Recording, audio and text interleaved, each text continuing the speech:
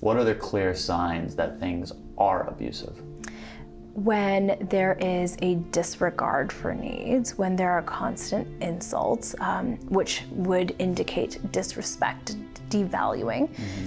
We can talk about things like emotional abuse, right? So that's making you doubt yourself, or what we might know as gaslighting. Telling you things are your fault when they're not. Things like physical abuse. In our previous session, you defined intimate partner violence, but I think it'd be beneficial for people to hear what does not constitute as intimate partner violence, and what those things are. Yeah. So what is not that? Absolutely. So I think there's a spectrum, and we need to consider that spectrum, and our comfort level in relationships plays a really, really big role in that, right? So there are healthy relationships, there are unhealthy relationships, and then there are abusive or violent relationships. There are healthy relationships, unhealthy relationships, and abusive or violent relationships. Right. Okay. Yeah. Following you so far. Yeah. So I think one of the cornerstones of what makes a relationship healthy is that there's respect and care for the partner. And what makes a relationship unhealthy and potentially violent is when power and control start to play a role in how that dynamic plays out, right? So with any of our partners, we may feel comfortable having certain conversations. We may hesitate having certain conversations. We probably all say things that we probably shouldn't have said or that we regret. When that continues to be a theme in the relationship, that might be indicative of a lack of respect, a lack of care for. It's one thing to feel uncomfortable, it's another thing to feel fearful. And so when people are constantly feeling fearful of, saying what they believe, sharing their opinion, asking for something, that might be indicative of a problematic relationship. So let's go through some more of these examples. Give me an example of a healthy relationship. And I mean, I don't mean saying, well, it's this celebrity couple. I mean, right. They text you when something is, going wrong, or they will reach out, or what are some examples? Yeah, I think one of the tricky things is that what healthy relationships look like for any of us is going to be different. Oh yeah, true. So what does regular communication look like? Does it mean texts or phone calls throughout the day, or does it mean a good morning and good night? Not for me, please. Yeah, right? Yeah. And so it really just depends on what we need. And so I think one way of defining that is being able to express our needs around communication, or around emotional support, or around even things like gifts or dates. Yeah. What is it that we need to feel supported, to feel trusted, to feel good, to feel loved? Yeah. And our partner being open and willing to meet those needs, and vice versa. Yeah. Very simple, totally understand it, easier said than done. Of course. Why do we hear about so many relationships that are not like that, and they move towards the unhealthy relationship? I think we as a society are really good at being disconnected from what we need, what we like. And so there's a lot of expectations that people are supposed to read our minds.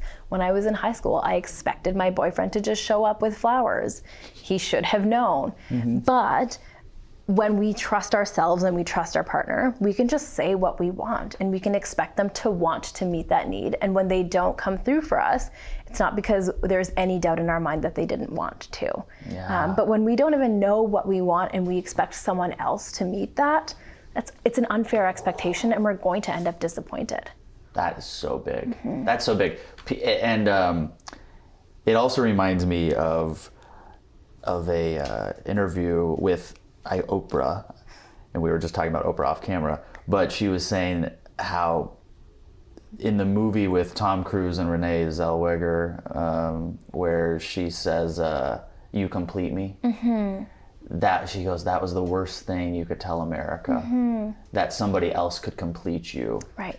That's not their responsibility to complete somebody. Right. You are complete. Yeah. And this person should just add to your already rich and full life. Absolutely. But I think people go into relationships and they want that other person to fill the void. Totally. Yeah. There's also an assumption that we can't be in relationships if we're not complete. And I don't think that that's fair either. It's really about knowing and feeling okay to explore ourselves, to engage in that journey with a partner who wants to engage in that journey with us. And where we start to see some of that go sideways is when our partner isn't willing, either because they're on their own journey and don't necessarily have the capacity to walk next to us as we engage in our journey. We don't have the capacity to walk with them as they engage in their journey, or they just don't care. And when they just don't care, either that leads to an unhealthy relationship, or if they don't care because they don't respect us or they don't see our value, that's when things can start to get abusive. If you like psychology and learning about mental health and want to learn more while meeting other people who are interested, explore your membership options using the link below this video or visit medcircle.com. What are the clear signs that things are abusive? When there is a disregard for needs, when there are constant insults, which would indicate disrespect, devaluing. We can talk about things like emotional abuse, right? So that's making you doubt yourself, or what we might know as gaslighting, telling you things are your fault when they're not. Things like physical abuse, right? So whether that's a really tight grab on the arm, which some of us may experience from our partners, when that's happening a lot, it's probably not a good thing. It can be hitting, it can be punching, it can be choking. And then there's sexual abuse, right? And consent is a really big part of all relationships, including consensual relationships, right? Every time we're engaging in intimate interactions with someone, there needs to be a process of consent, and sometimes that's explicit and sometimes it's not. But the question is, do we feel safe and comfortable getting that consent from our partners? Do we feel safe and comfortable denying that consent, or saying no at any point in time throughout an intimate interaction? Yeah, not just asking or not just getting or giving consent, but also feeling comfortable in that process. Absolutely. That's the true level of I think a relationship right there. Yeah. If I can say no and feel comfortable with Absolutely. it. Yeah. The two soft spots in my heart have always been, and probably always will be, animals and children. I just melt for both of those. And children are often the unintended victims of this type of abuse in a family household. When a child is exposed to seeing or hearing intimate partner violence, what are some of the short-term mental health consequences of that? So usually anxiety. Girls, research tells us, tend to internalize things. So that means turning it inward. Often that looks like depression or low self-esteem, low self-worth, some anxiety, some attachment problems, which could be like being worried that parents are not coming home, or that something bad is going to happen to loved ones. So that's usually what we see in girls. In boys, what we see more often is outward expressions of that discontent or that lack of safety. And so you might see behavioral issues, disobedience, not trusting people, angry outbursts, things like that. And the problem, and I put problem in quotes, but the problem with those norms between girls and boys is that it also kind of falls in line with the stereotypical norms that we would see in boys and girls through middle school or adolescence. Oh, the girls are a little quiet or reserved, they're in the corner, they're painting. That's what girls do. Or the boys are kicking each other, screaming. That's what boys do. Yeah.